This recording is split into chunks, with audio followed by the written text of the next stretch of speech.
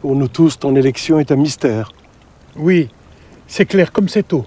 Le peuple a besoin de toi. Nous vénérons ta sagesse et ton humilité.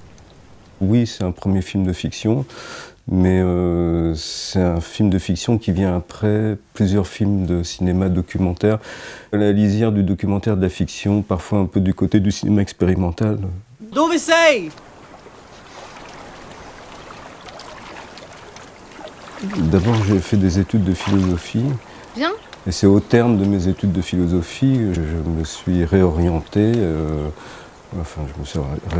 J'avais 30 ans quasiment, du côté du cinéma.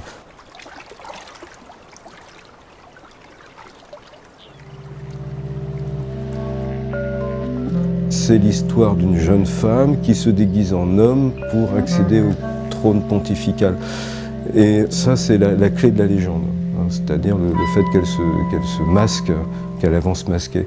Et j'ai testé l'idée qu'elle ne se déguiserait jamais, elle ne chercherait pas à se faire passer pour un moine, mais tout le monde saurait du début jusqu'à la fin qu'elle est femme, et que c'est en tant que femme qu'elle est élue au trône papal, et du coup ça changeait complètement la lecture.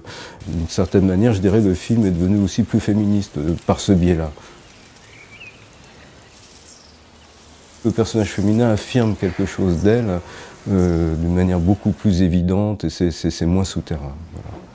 Je me méfie énormément des reconstitutions historiques parce que je vois très vite le faux, le carton-pâte, l'artifice. Donc j'ai décidé de tout écrire en extérieur quasiment. Il y a quelques intérieurs, il y a un couvent, il y a la chambre du pape, mais c'est très localisé en quelque sorte dans le récit. Donc je vais plutôt penser que c'était le trajet de personnages qui traversent des paysages. Tout le film est tourné en Corse. Alors évidemment, ça contribue aussi à une chose qui était importante pour moi, à faire vibrer la nature. C'est-à-dire se dire que la présence de la nature est extrêmement importante pour ces personnages. Il y a une sorte d'hédonisme. Être en phase avec la nature, c'est moins une question écologique, hein, pour le dire comme ça, d'une manière un peu rapide, plutôt que d'harmonie avec soi-même d'une certaine façon. Hein. C'est plutôt ça. Pendant longtemps, je n'entendais aucune musique. Je ne voyais pas ce que ça pouvait être. En revanche, j'entendais beaucoup d'événements sonores. Et je me disais, de même que l'univers de Jeanne est habité de plusieurs religions et habité de cette vie sensible de la nature, au fond, il résonne aussi de bruits qu'il faut entendre un peu comme peut-être les aborigènes entendent leur univers, c'est-à-dire se dire que le bruissement des arbres dans le vent est aussi une parole. C'est-à-dire que oui, les arbres peut-être ne parlent pas, mais les arbres murmurent. Et alors à ce moment-là, oui, là on rejoint une sorte de paganisme. Le monde parle, oui. Si on l'écoute, le monde parle.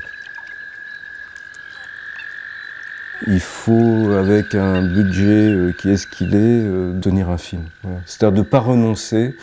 La contrainte, c'est que, quelles que soient les données économiques, de ne pas renoncer à la vérité de ce que raconte le film, à la vérité du personnage. Rolly ?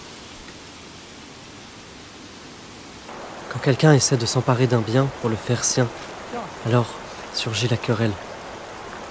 On est bon quand on partage avec les autres. On est bon quand on ne possède pas. Tant qu'on possède, on ne peut être bon. La terre appartient à tous.